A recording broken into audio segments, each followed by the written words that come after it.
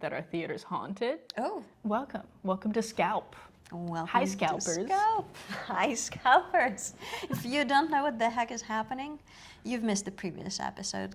Yeah. Catch up. Pause this, go watch that one, and then meet us right back here. Oh, and I'm Aneta. And I'm Grace. And episode 16. Sweet 16. Sweet 16, and this is going to be a real fun one. Yeah, we're going to talk about art. We're going to talk about First Friday, which is in 2 days if you're watching this on Wednesday, and some other fun stuff. We got you covered in the cultural program department. Yeah, you are going to have a busy Friday this week, so. Enjoy episode 16. Number 16. And this one is going to be packed. Super sweet episode 16. Oh, that's right. And the Wednesday that you're seeing this, in 2 days, you are going to have a busy day, my friend. It's going to be packed. It's going to be First Friday. First Friday, we have the reception. We're announcing award winners for the 94th annual California Landscape Show. Yes. All the artists are going to be there, or almost all of the artists are going to be there, and the juror will be there, hopefully. It's just going to be a good time. Plus, somebody is going to be at River Studio. Oh, yes. I'm going to have one of my serious fire, water, and copper pipes displayed at River Studio 116. If you are not following on Instagram, what are you even doing with your life? So we are going to have a very, very busy day. It's going to be packed. It's going to be busy, but it'll be fun. There's going to be a lot of art. I'm so excited. And can we tell them about a little sneak peek what we're doing with our outfits for the opening? Okay. So, Heejin, our curator, suggested that we dress kind of on theme with whatever exhibit is in the gallery. So obviously, this First Friday, we're going to be trying to dress on theme with the landscape exhibition. So you can maybe expect some florals or some elements of nature or, just anybody's take on what it means. I love that. And every time Heejin offers an idea, I'm like, this is brilliant. And some of the ideas that she proposed we can't disclose quite yet, but if they come to fruition, we're going to announce them in our podcast.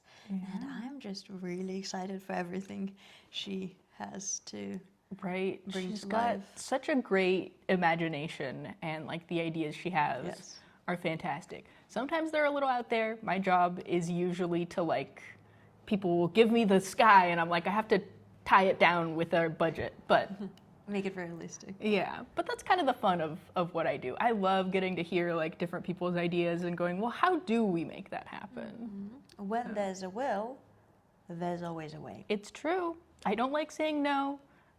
Maybe I should start attending the improv group because it's always yes and, or usually yes but. Yeah, improv. And, you have probably noticed that we're back at the theater. We are back in the theater. Welcome to our 64-seat black box theater. You might not be able to see, but there is a lot of fantasy props happening around here. It's been really interesting. Some of the people who work for the theater make props in the kitchen while things are happening in here. So every couple hours that I have to walk through there's a more and more rendered dragon. There was a shark. It's very cool. It's a very beautiful world we live in, condensed into one very compact space. So I do hope you get to check out. And we do have Pride and Prejudice happening over the summer. Yes. So I'm gonna put a flyer for you on the screen if you'd like to attend. It's going to be so fun, and you will actually get to see where the sausage is made, where It's we're true. filming. Just transported into different set and different reality. Yes, you'll get to experience the full verisimilitude. Oof. Yeah. Look at you go. Oh, I took one intro to, or was it theater appreciation class, and that's the only thing I remembered. We had to talk about a lot of ancient Greek plays, which they were important and pivotal for their time, but also I don't know, we have so much better storytelling now because it's progressed so much. So don't come at me. I'm a bit of a Greek theater hater. Okay. Ooh, hot takes with SCALP. Yeah. Welcome to SCALP. Hold on to your bootstraps. Oh, that's not what I thought you were gonna say. That's not how I usually end that sentence. No, it it's starts not. with "hold on to your," but I like yours more.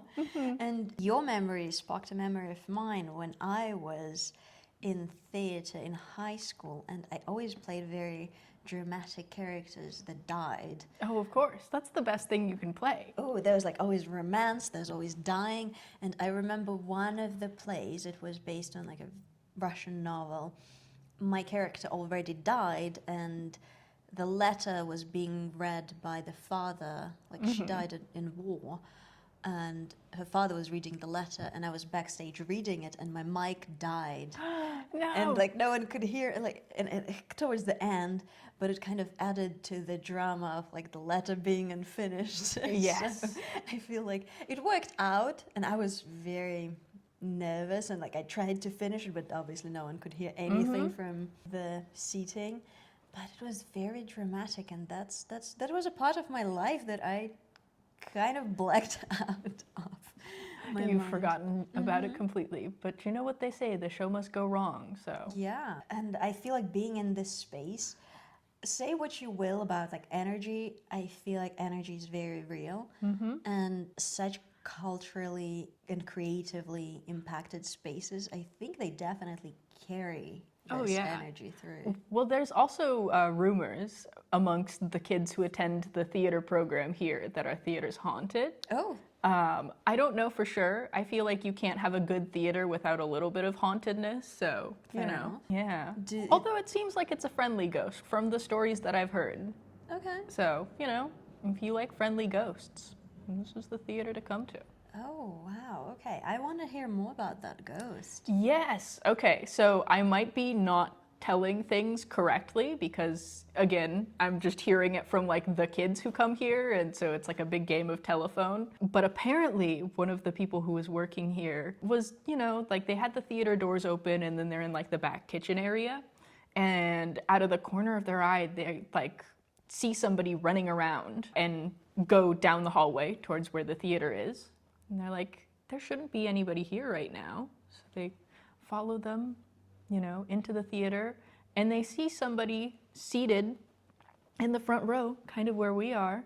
Okay. And they're like, oh, that's so strange. And if you've been in our theater before, we have house lights, but it's pretty dark up towards the front because we don't have any like lighting fixtures up here except for the stage lights.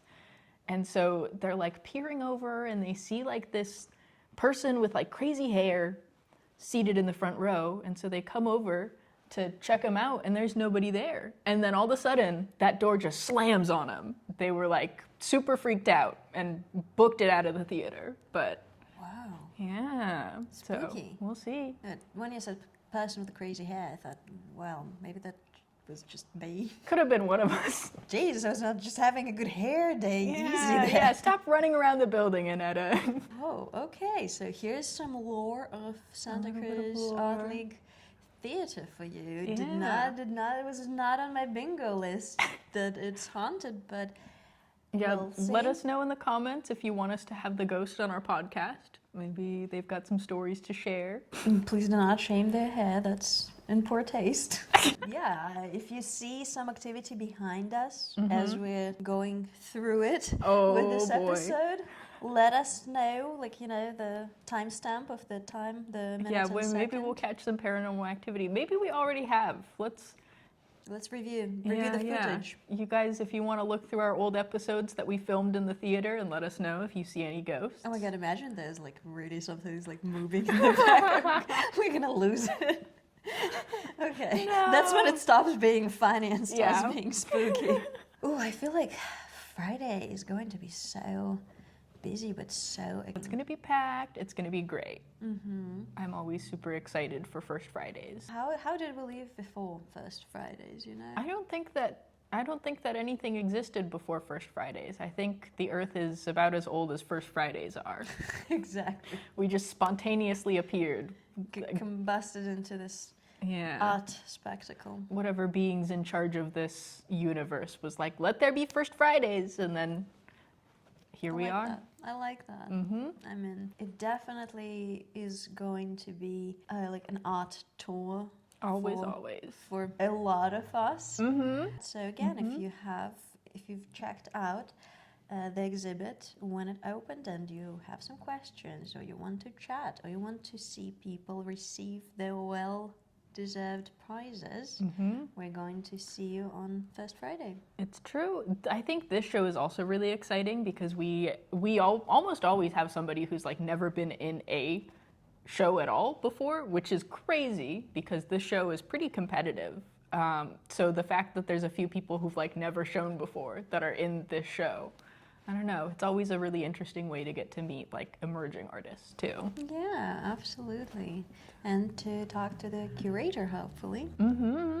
Yeah, you'll get to talk to Heejin, who curated the show, and then the juror who picked out all the pieces who were in the show. So that's going to be really, really interesting. I'm looking forward to see what Heejin wears, honestly. She always dresses so cool. Yes. She is very creative and inventive with her clothes, too. I love any excuse to dress up. I don't dress up most days. Most of the time, I dress nicely for the podcast, but like most of the time I'm just in like shorts and the biggest t-shirt I can find. So when they're like, yeah, it's comfortable. I like to pretend that it's fashionable, but I don't know that it actually is. You get to dictate what fashionable is? Yeah, I'm like, I'm wearing it, and so therefore it's fashion. But when we have receptions and stuff, it's nice to get to dress up. Yeah, and everyone is gonna look dapper. Exactly. So if you guys are gonna be there, you should dress up too, on theme. And if you're one of those people who live in Santa Cruz or Santa Cruz area and keep saying that there are no occasions to dress nicely because, well, Santa Cruz is very casual, It's true. that's your chance. So dress up nicely, bring yourself to Santa Cruz Art League and River Studios afterwards. Honestly, I'm a firm believer that there is no such thing as overdressed. Yes, Just because other people are dressing casually doesn't mean that you can't dress up. absolutely. And that's the thing. I feel like by dressing, let's say, out there, you also give other people permission to do the same Exactly. thing. Because when I wear something, let's just say, not very Santa Cruz-like, because, well, you can take a girl out of Europe, you can't take Europe out of a girl. And, like, especially, I've lived in Russia for a little bit. There's, like, a common joke that Russian women dress. Oh, yeah. Like, even to throw out the rubbish, they would, like, put on a gown. And I might not be Russian by blood, but I've lived there long enough to dress well, and I feel like it genuinely gives that, like, oh, hey, yeah, I can just walk around the street wearing clothes I genuinely find fun and exciting for me. It might look different for everyone else, but Yeah. just do you. That's fun. Fashion, such a good time. I don't know. I was a big fan of dress up when I was a kid too, so being able to do that as an adult, also fun. I feel like art and fashion, they're really close in expression, except that when I make art, it depends, you know. Sometimes I dress up to make art. I like that. Like, if I'm home alone, because I work from home, and I just put on something so that my art sees me nicely dressed, you know. And sometimes that's just like a man's shirt that is like covered in paint. Oh, yeah. I have to be careful when I am, because I'm a messy painter. I will get paint all over myself. So, like, I have, on a couple occasions, been like, oh, well, like, I'm dressed, like, I'm wearing slacks, but I'm going to the studio, like, screw it, whatever. And then I get paint on my favorite pair of pants. I'm like, oh, tragic. I don't know, let's be honest. I think paint on clothes makes clothes cooler. Depends on the clothes. Depends on the clothes. Also, I think, like, the amount of paint. If you just have, like, one or two paint spots on an otherwise untouched pair of pants, then it, like, doesn't look intentional.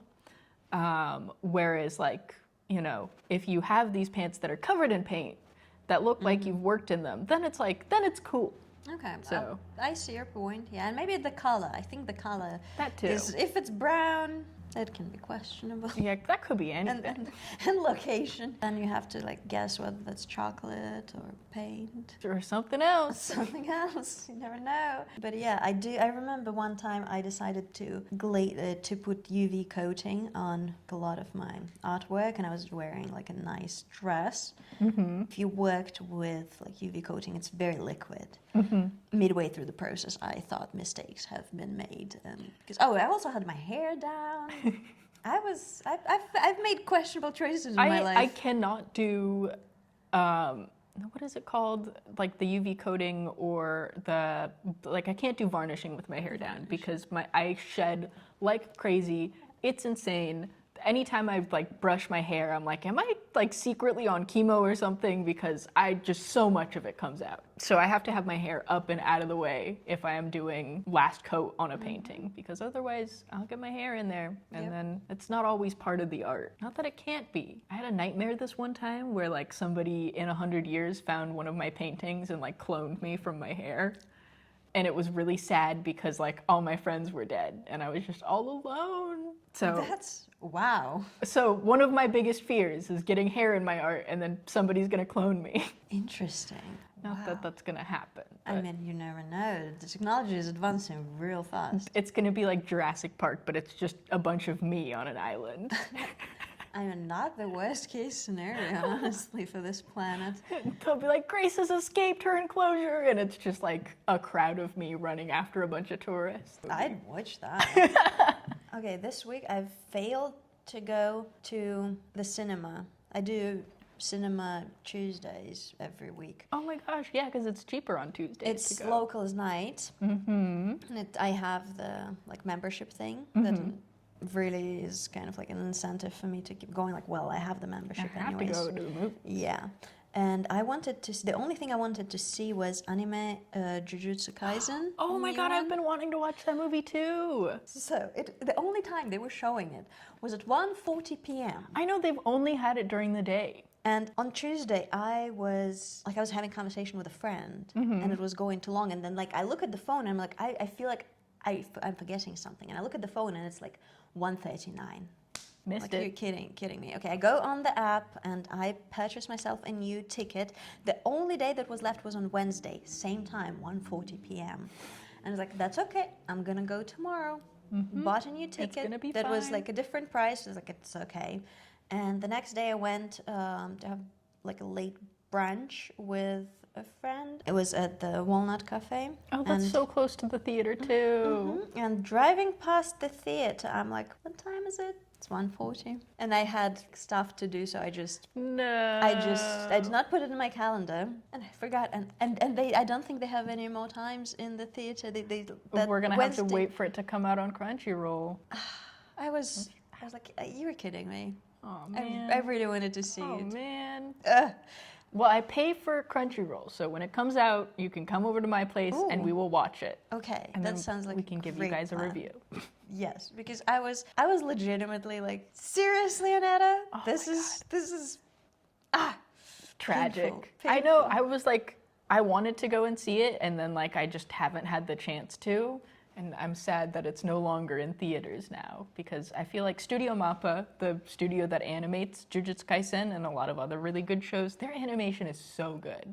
It's so good. It's even better if you get to see it in theaters. Yes, So. I know. So that is your sign if you needed one. If you want to do something, whatever that is, make it your priority. Put it in your calendar. Right. Set an alarm. Write it on your hand, Tell on your the friends forehead. that you're visiting with. Yep, that's a good idea. That's all a good idea. Probably your friend at brunch, if you had told them, would have gone to see it with you. Yes, yes. Usually I'm too afraid to ask my friends to go watch anime with me, though, so I can understand. At some point, just like, get over yourself. I love watching movies blind. Like, I don't watch trailers. I just, like, it looks, I read kind of the synopsis, sometimes I don't. I'm just like, you know what? What's the worst thing that's going to happen? I have free will. If it's terrible, if it's insufferable, I can get up and leave. And no one is going to stop me. If anything, that's kind of more dramatic, you know? Exactly. And it was so bad I walked out. And then you get to tell your friends, it's like, how was this movie? I was like, it was I walked out. It was... Oh my, she walked out of the theater. I know. So that's also an experience. That's also an experience. So don't be afraid to try out new things, and maybe you'll discover something great. It's true. Sometimes you see some really cool movies. Sometimes you have the swear word scared out of you, though. One time in high school, there was this really cool indie theater in Monterey on Alvarado Street. You had to go into this little alleyway, and it had this amazing coffee shop, amazing coffee, and then an indie theater. So you could get coffee from the coffee shop instead of theater snacks. You could get those too. And then go see a movie. There was this one called The Wailing. If you know how to spell, then it would have been obvious to you that it was wailing as in crying, but we were oh, maybe it's a documentary about whales. It was the scariest movie I have seen in my entire life. It's a Korean language film about somebody who visits a rural village up in the mountains too. So we were watching this being where's the whales? Oh no. It was so scary. It was so scary. Anyways, so that's my story about going into a movie blind. It was so scary, my eyes started twitching. That is my, okay, I make sure it's not a horror, because I'm not a horror person. I'm going to be honest. I have a very sensitive nature. I'm easily impressed. If we watch a horror film together, then I'm coming over to a place and slipping around your head like a cat. Yeah. I also very sensitive to scary movies. I will go to a scary movie if I have somebody with me. I can't watch them on my own. My mom and my sister are horror movie fiends, and my sister watches them by herself because she's very brave. Okay, Sinners it is Sinners advertised as horror. Have you seen Sinners? I have seen Sinners. It was just such a brilliant film. I loved it. It was one of the best films I've seen this year. It was pretty good. The cast, where did they find so many beautiful people? Oh my God. The cast, the costumes, the dialogue, the music. The music was so good. When they were talking about the throwbacks, about the past, about some no spoilers, but some not so cheerful events, and with the music, the background noise of those events happening, kind of double layering. Brilliant. I was just in awe. And the character from Skins. Have you seen Skins as a teenager? It's a UK show. So you guys, you grew up without Skins. Oh my God. Well, to be fair, I grew up without a television. Okay. So a little bit of Grace lore. Fair enough. One of the Devil, his character was Cook in the Skins. And it was just such... It was very similar kind of character dynamics between the Cook in Skins and the Sinners. So I was in awe. It was so good. Yeah, it was a fun movie. I don't know that it was super scary for me.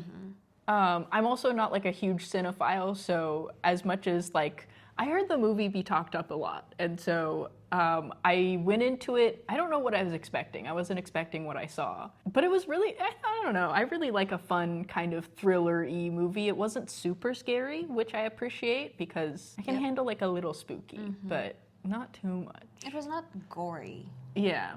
But it definitely had me in my feels a little bit. There's this one Chinese American family, and the mom is so badass.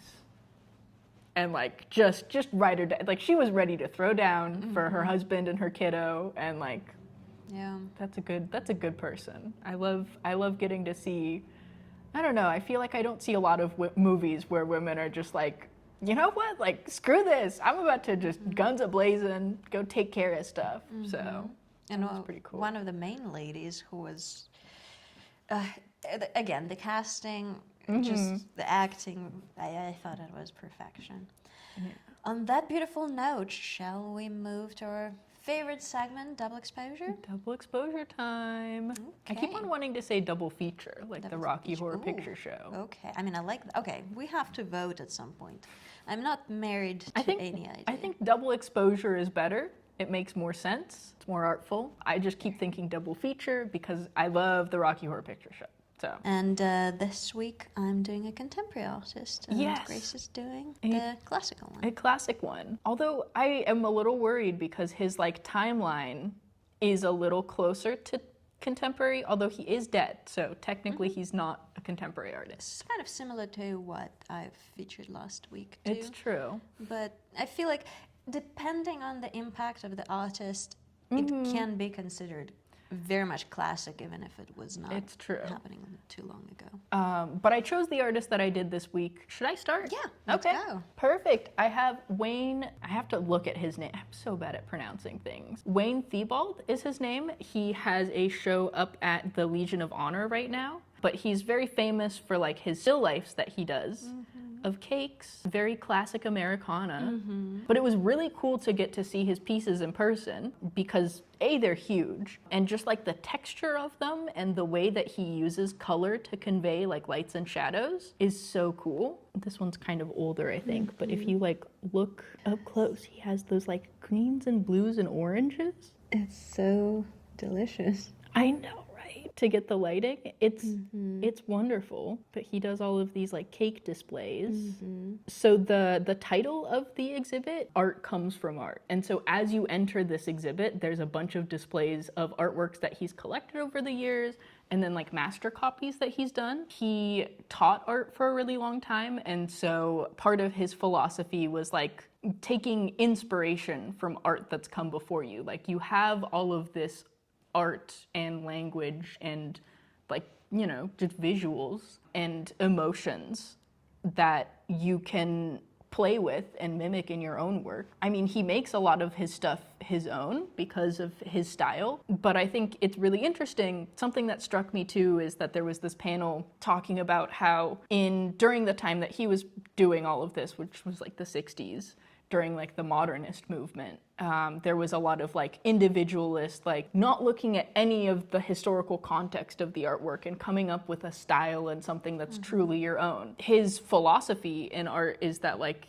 you know, that robs you, that impoverishes your work, that just you have so much to draw from, and the fact that like you ignore that and don't want any influence from anything but yourself, like it makes a weaker art piece or like body of work. I thought it was really interesting. Yeah, I really like that. Yeah. Anyways, so I don't know. We talk a lot about history and art history here, and so getting to like see his art, and also what's really cool is that they'll have the images that he took inspiration from, like about yay big next to his pieces of art, so you kind of get context of what he was looking at.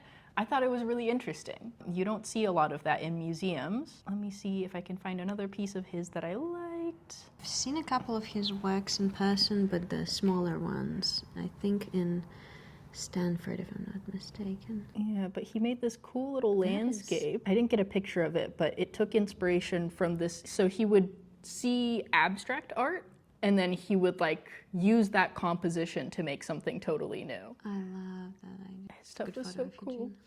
And then also he did some landscapes, which I thought were really fun because we have the landscape show right now. But he would do these like crazy landscapes of San Francisco where like the street is just going up into the sky. And I had to send my mom a postcard. I wish I could send her a real one. Because she used to live in San Francisco in like the 80s, and she had her little manual transmission that she would drive up and down those hills. I don't know how she did it. That sounds like a nightmare. I know. I'm like, you must have burnt out so many clutches. Like the way that the street just goes up into the sky is beautiful. And that is such a good portrayal of San Francisco. I feel like it captures the essence so well, especially with the I really love the composition. Yeah, his the composition. amount of sky and the colors. Right? It's just, you get this like crazy bird's eye view. This is another one of my favorites, but it's like you have the building and the road and yeah. And I feel like it captures the feeling really well, because you know that sensation when you see something absolutely stunning and you take a photo of it and it looks just like meh. And you're like, that's not how it is in my head, in my view, in my imagination. Right. And I feel like his works really capture the feeling. This is the one that I got a postcard of to send my mom. But That like, is there's so like the cool. guy and the little diner there, so it's like you're looking out of a window, and it's just it's wonderful. It's whimsical. It's very it captures the feeling of San Francisco. And it doesn't lose the perspective either. Yeah, it's just, his work is amazing, and getting to see it in person, if you have some time to go to the Legion of Honor, it's going to be up until January. It's so good. His work is so good. Also, I was first introduced to his work when I attended one of Toa Dallo's classes here at the Art League, because he does these really interesting classes where it's like a painting class, but it also combines some art history. So he'll teach different classes depending on we've talked about how art history and like a time period will influence the artwork of artists, like depending on the stuff that they have to make the art. And so he'll teach you some really interesting techniques. And, he was specifically talking about Wayne Thibault? I keep on wanting to call him Thalberg, but there's no L in his name. I'm just imagining there's an L in his name. Anyways, but he was talking about how he uses like warm colors for the lights and then this like blue instead of a black shadow. And so that kind of stuck with me. And then when I was checking out this exhibit, I feel like I had a more informed perspective. Yeah, a little bit of background. And I feel like a reference to the history and the past, I've noticed using the word impressions a lot when referencing his work. And I feel like even though the technique is not the impressionist as such, meaning paint strokes that are used, but the effect that it has, definitely you can trace the influence of impressionism, because it's not like an exact depiction, it's an impression of a street, impression of a building. Yeah, it's very like surrealist. I've seen people, and also, like, he describes his own work as surrealist, because I think that because he came up in the time of pop art, a lot of people like to lump him in with the pop art movement, but he's like, no, I'm a surrealist. It's not commercial art, although he did spend a lot of time working in commercial art. So, like, you can see some influence. Like, it's not pop art, it's his own thing. So, it's very yeah, I feel like you can't really compare it to like Campbell's soup or like the Kunz's balloon dog. Right. It's like, very different. Yeah. I can understand that, like, because the subject matter is like a little bit easier to get and understand, you might want to say pop art, but he's his own thing. He's doing something else. And the colors are very unique and consistent throughout the works, whether be so the pies or like still life or landscapes and his figures too. It makes me think of like when you are watching like an old 3D movie that you need like the red and blue glasses for, and you're watching it without your glasses, where it's kind of, I feel like if you wore colored glasses to his exhibit, his stuff might like pop out of the canvas. Ooh. That is a cool idea. Those artists that manage to capture the style, and we talk about style and developing style a lot, and we talked about it when we talked about our critique group that will be upcoming the week after you see it. So you're seeing it on Wednesday. The upcoming Tuesday is critique group. The way I referenced it is like other people can help you notice your style, even maybe when you are not noticing it, especially if you work through different mediums. But I feel like even if you work with the same medium, like just paint, but you paint different subjects, I love when you can trace that very distinguished style of an artist through varied subjects. All of their works, they just have those fingerprints on them. And the lining and the strokes, it's very unique. Yeah, it's very interesting too to get to see it in person, because I think the texture doesn't always come across in photographs. So like getting to go and see it in person and stand like this close to the canvas just to see, what each line is comprised of, because you'll see like a straight line from a distance, but if you come up there, it's actually like a bunch of thinner lines of different colors to just add that dimension to it. It's very, very interesting stuff. Yeah, again, like I've only seen like his smaller or works in Silicon Valley, but I am gonna make it my priority to drive over to San Francisco. There's gonna be a museum trip in your future. Definitely, I'm in. That's if I had to bet on something. There's a lot of museum trips in my future, but that's definitely going to be on my map and hopefully on yours to check it out, because one thing is to listen to us talk about it in our podcast, but another one to hopefully see for yourself and share in the comments your reviews, your impressions, your feelings, because that would be really fun to discuss later. Yeah, I love getting to hear about other people's trips to exhibits and museums too, just because, you know, everybody takes something different from it. Yeah, a lot of cool stuff happening. We visited, obviously, this exhibit at the Legion of Honor, and then also we checked out the De Young. Right now there's like Paul McCartney's photography up there. That's pretty cool. For those who is into photography. Yeah, if you're into the Beatles. And there's always so many cool contemporary museums in the area, in the Bay Area, in San Francisco. So totally. I feel like I need a month, you know, usually when I Yeah. It's a lot of stuff for sure. But also if you have a library card, then you can get admission into the De Young and the Legion of Honor for free, except I think you can't get into like the special exhibits that they're hosting. And if you have the reciprocal membership with the Art League, we're going to put on the screen how you can obtain one. You get a free admission to a lot of museums and galleries across the United States, so highly recommend you check it out. Heck yeah. All right, shall we move to It's Anetta's turn. Let me pull out my iPad.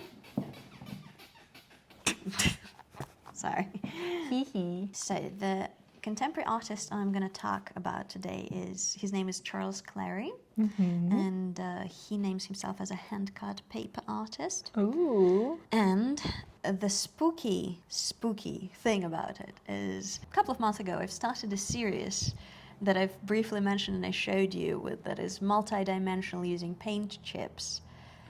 And when I saw artworks of this artist, it kind of uses similar technique.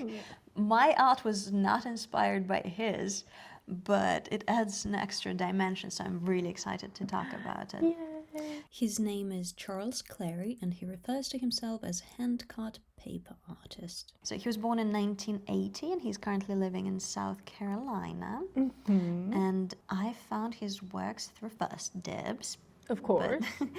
I want to show you some of my favorites. So those are 12 by 12 inches little tiles. He calls this series testimonials, which I absolutely love. Add play a little of pun. Words, a pun, and I am all in.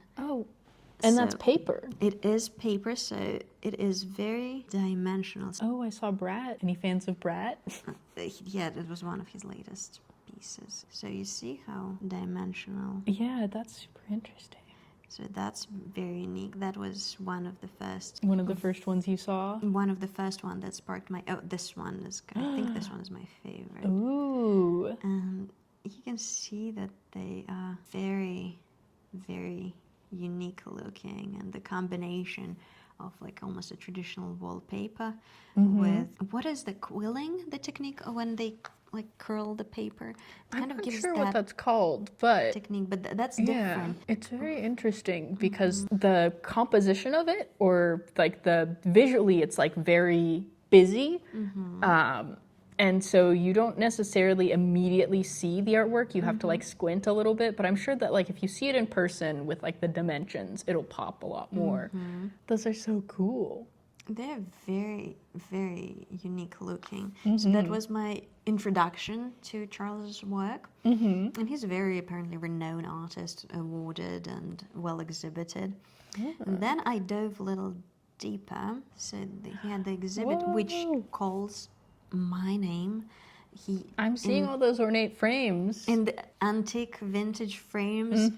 So I don't know, I feel like I would get along with Charles, at least I'd like to imagine I think so. that. You guys are kindred spirits. So yeah, that's him. I feel like that's a very cute photo. Can you imagine how much work went into this? And just hanging all of that too? Yeah, you know it. So I feel like that was a very visually interesting and composition-wise very pleasing to my eye. And I love art where you get to spend time of looking into it. And I like this one over here with the candles. Oh, That's such a cool yeah. little frame. It is beautiful. And each of them has that 3D paper. Yeah, there's just so inlay. much there. Then I dove a little deeper, so that's another installation that he had. It is very busy, like you said, but like this one, Whoa. like human body with cutouts. Yeah, the anatomy. And Fantastic. the skulls, and that's just so brilliant. Okay, let me show the drywall excavations. I found that concept very, very interesting, and here you can see more of the dimension of his work. Literally, that's a great name, drywall excavations, when you excavate something and it's just almost extraterrestrial. It looks like it's a living organism. I love it. And the peeled off wallpaper that is kind of antique looking. It's a little like trypophobia inducing though, too. Okay, well, viewer beware. Yeah. It might be a little too late for a trigger warning this late into the video. Yeah. But yeah. Next one I think you might like and appreciate. It is an exhibit using DVDs, and I think it was like the throwback to Oh, VHS. complicated relationship with his parents. So that's just how it looked like. But I'm gonna open a website where you can purchase them. And you can see them individually, just how unique looking they are. That's so cool.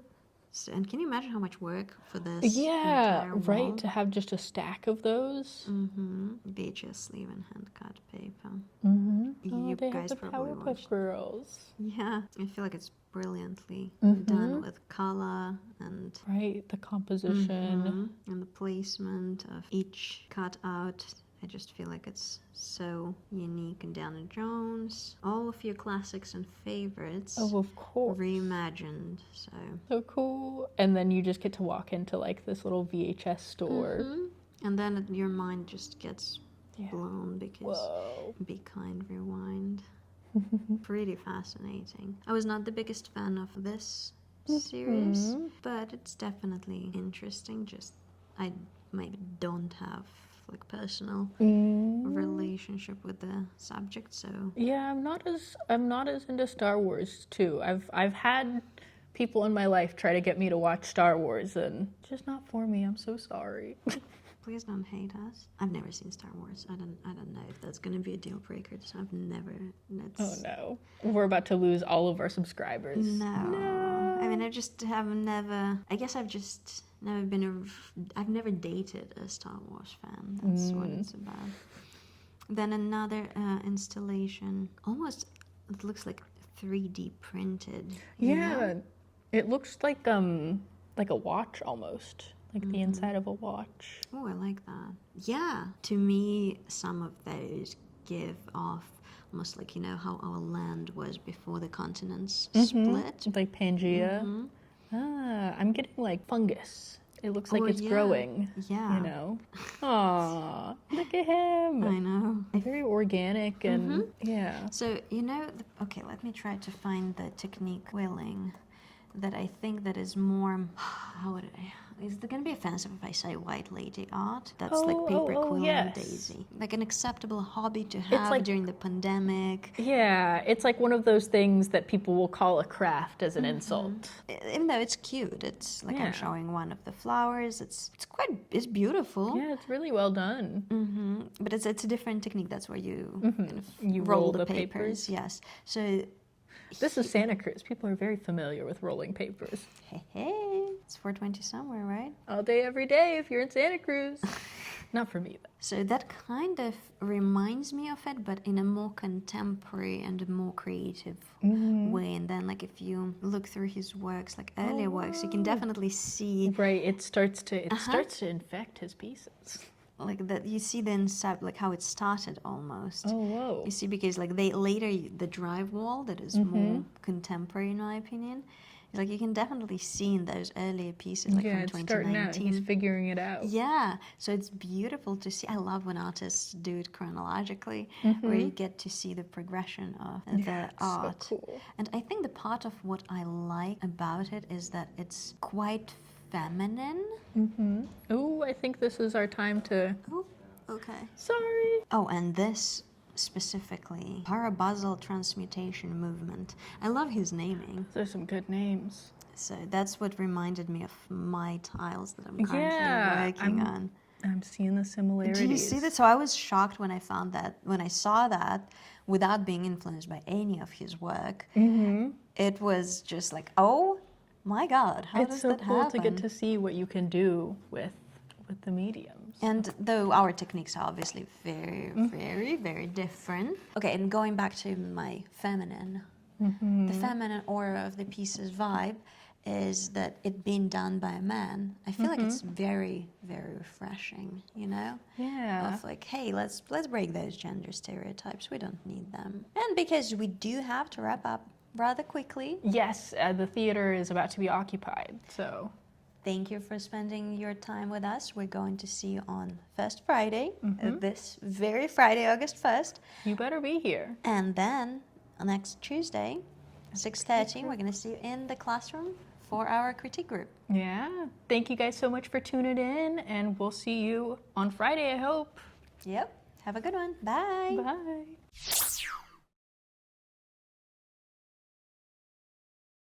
By the way, those cookies are so freaking good. They're the best. Where'd you get them? I got them from Daiso, but you can also order them on, and I don't know, guys should probably leave this in because I'm always telling everybody about We. It's a W followed by 3 E's. It's a grocery delivery app. They deliver Asian groceries and snacks to your house, which is nice because the only Asian grocery stores around here in San Jose. Yeah. So. Oh, that was I can feel sugar running through my veins.